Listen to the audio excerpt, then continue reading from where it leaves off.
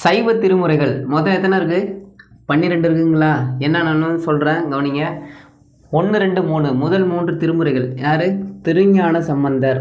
சரிங்களா? திருஞான சம்பந்தர், ஷார்ட்டாக சம்பந்தர்னு சொல்லுவாங்க. அடுத்து பார்த்திங்கன்னா 4, 5, 6 யார்? திருநாவுக்கரசர். யார்? திருநாவுக்கரசர். அடுத்து பார்த்திங்கன்னா 7ஆம் திருமுறை யார் எழுதியிருக்கா? சுந்தரர். 7ஆம் திருமுறை யார்? சுந்தரர். இப்போ இந்த 3 இருக்குது இல்லையா? இந்த 3 இது 3மே தேவார மூவர் அப்படின்னு சொல்லுவாங்க. இந்த 3 பேரும் யார்?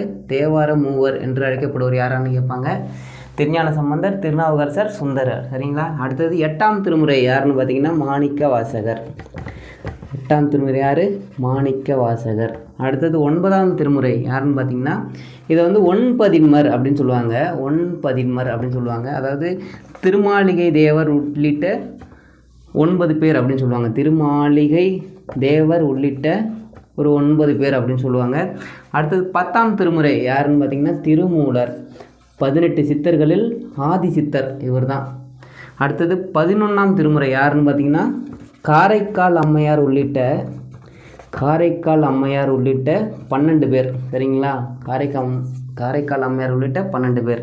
அடுத்து 12ஆம் திருமுறை யாருன்னு பார்த்தீங்கன்னா சேக்கிழார் எழுதியிருப்பார். சரியா? இது என்னென்ன நூல் அப்படின்னு பார்த்தீங்கன்னா பாருங்கள். இந்த சேக்கிழார் எழுதின நூல் எதுன்னு பார்த்தீங்கன்னா பெரிய புராணம். சரிங்களா? அந்த பெரிய புராணம் இருக்கு இல்லையா? அதுதான் வந்து 12வது திருமுறை என்று அழைக்கப்படுது. சேக்கிழாரோட இயற்பெயர் என்னன்னு கேட்பாங்க? அருண்மொழி தேவன். இதுதான் அவரோட இயற்பெயர், அருண்மொழி தேவன். அப்புறம் தொண்டர் சீர் பரவுவார், உத்தம சோழ பல்லவர் என்றெல்லாம் இவருக்கு ஒரு பேர் உண்டு. இவரோட ஊர் வந்து குன்றத்தூர்.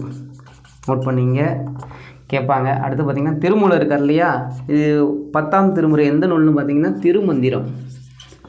திருமந்திரத்தில் மொத்தம் 3000 பாட்டு இருக்குது. அதனால் அந்த பாட்டுக்கு தமிழ் 3000 என்ற இன்னொரு பேரும் உண்டு. தமிழ் 3000. சரியா? அடுத்தது 8ஆம் திருமுறை மாணிக்க வாசகர். சரிங்களா?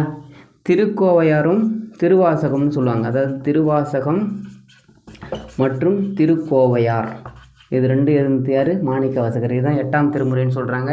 இந்த திருவாசகத்தில் 658 பாடல்கள் இருக்குது. மாணிக்க வாசகர் எந்த ஊரை சார்ந்தவர்? திருவாத ஊரை சார்ந்தவர். மதுரைக்கு அருகில் உள்ள திருவாத ஊர். சரிங்களா? அடுத்தது பாருங்கள். அதேமாரி மாணிக்க வாசகர்களுக்கு இன்னொரு பேர் ஒன்று இருக்குது. அழுது அடியடைந்த அன்பர் அப்படின்னு சொல்லுவாங்க. அழுது அடியடைந்த அன்பர் என்று அழைக்கப்படுவர் யாருன்னு கேட்டாலும் யார்? மாணிக்க வாசகர் தான். இவர் அரிமர்த்தன பாண்டியனோட தலைமை அமைச்சராக பணி புரிஞ்சிருப்பார். அடுத்தது 7ஆம் திருமுறை யார்? சுந்தரர். இவருக்கு நம்பி ஆண்டார் நம்பி என்றும் நம்பி ஆரூரன் என்ற பெயரும் உண்டு. சுந்தரருக்கு என்ன வரும்னு பார்த்தீங்கன்னா திரு